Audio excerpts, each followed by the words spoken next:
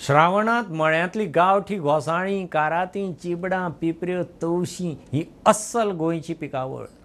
Season सुरू जाता जसो गोंयकार ह्या फळभाज्यांक रावता, मळेकार हे मळे गीम सोंपता तसो रोवंक लागतात. मात हे फावट देमायज उटंगार जाल्ल्यान मळे कुसले, फूल पेड्ड्यार.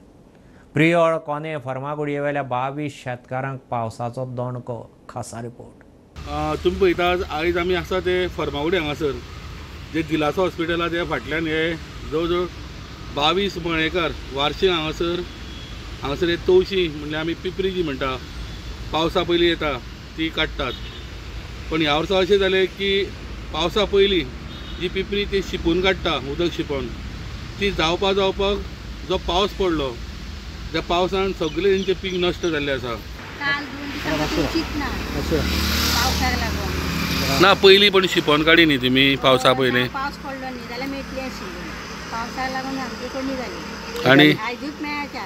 पयर आतां पावस पडलो पळय, भरपूर पावस पडलो, तेजो तुमकां कितें परिणाम जातलो? कितें परिणाम सगळे गेले न्ही रे. गेले अशें जालें. खंयी रोपी येयल्या मेळटली. पावस म्हणजे आमकां जास्त लागलो न्ही. जेन्ना झाडी जावपा येवपाचें तेन्नाच पावस लागलो. सगळें पेड्यार जालां. तुका फळ येयल्लीं सुद्दां पेड्यार जाता सगळें.